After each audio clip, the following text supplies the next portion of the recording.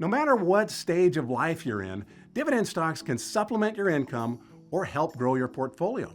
Some investors make the mistake of chasing stocks with the biggest dividends, but you should arm yourself with more information about a company before buying. So what should an investor look for? Let's take a look at a few commonly used metrics.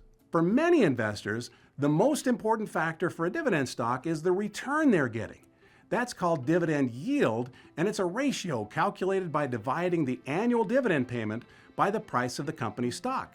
It's represented as a percentage and can give a sense of how dividend stocks stack up against each other. Take two hypothetical companies that both pay $1 per share. Company A's share price is $30, which is a 3.3% yield. Company B's share price is $20, a 5% yield. 5% makes Company B look like the better investment, right? Not necessarily.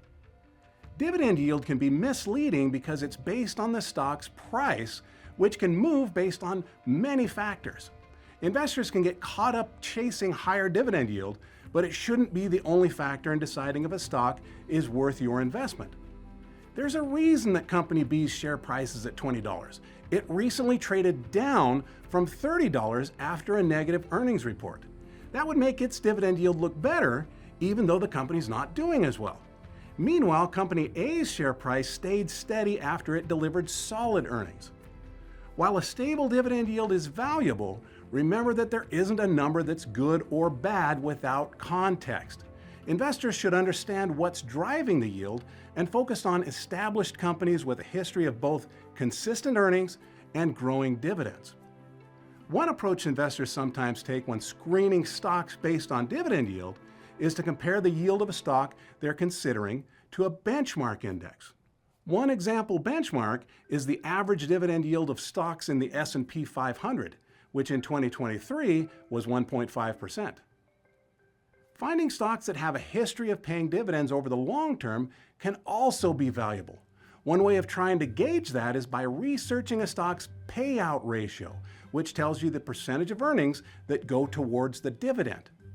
Higher payout ratios are typically a cause for concern. Paying too much towards dividends can limit a company's ability to grow.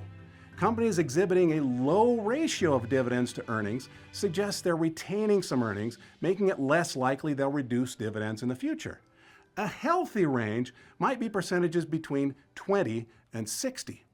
Next, many investors seek dividend stocks that have a track record of increasing the dividend over time. You can find that information through the company's dividend growth rate, typically shown over 3 years, 5 years, and 10 years. Companies that increase their dividends at regular intervals, say once per year, tend to outperform their peers over time. A range you might consider is between 5% and 20%. Outside of dividends-related information, investors can examine a company's overall financial strength and whether the stock is trading at a fair price. After all, it's probably a good idea to know whether a company you're investing in is making money or not. The company's cash flow per share can answer that question. It's a ratio that shows how good a company is at generating after-tax earnings for every common share of stock, a useful metric when you're comparing stocks with widely different prices. It's okay for this number to be high, but look beyond a single month or quarter to try to ensure it's consistent instead of an outlier. Next, knowing how much debt a company has is almost as important.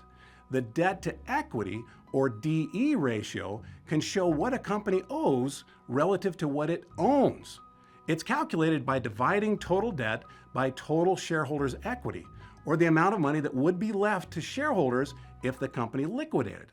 Lower debt to equity ratios are better because debt burdens can eat into future earnings.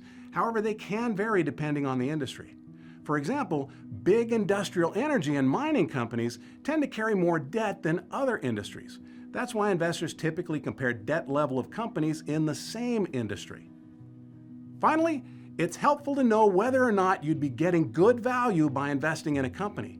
The price to earnings, or PE ratio, tells you how much you're paying for each dollar of earnings. To get it, divide the price of a share by the company's earnings per share.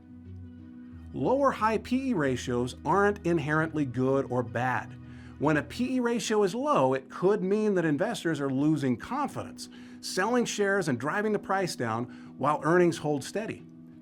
If nothing has changed with the company's earnings, but investors are buying the stock for another reason, it'd drive the share price and the PE ratio up.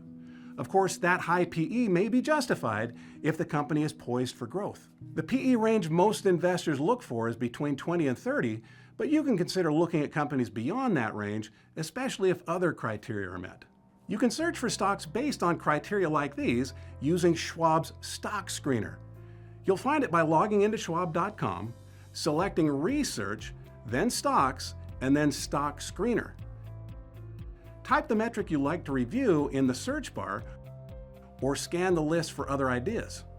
If you've already got a stock in mind, or you'd like to check on one you've previously invested in, you also can find similar metrics for an individual stock on schwab.com. Stocks aren't the only way to get the benefits of dividends. Dividend-focused ETFs or mutual funds can offer some dividend benefits. Some of them conduct the analysis we've discussed for you, though they're typically subject to management expenses and other fees. Also, there's no guarantee these funds will continue generating dividends because stocks held by the funds may discontinue their dividend payments. Dividend stocks can potentially benefit your portfolio by providing a stream of income and increasing your portfolio's growth potential. To help maximize those benefits, make sure you look beyond dividend yield for companies with good fundamentals and consistent growing dividend payments. Keep in mind that dividend payments are not guaranteed.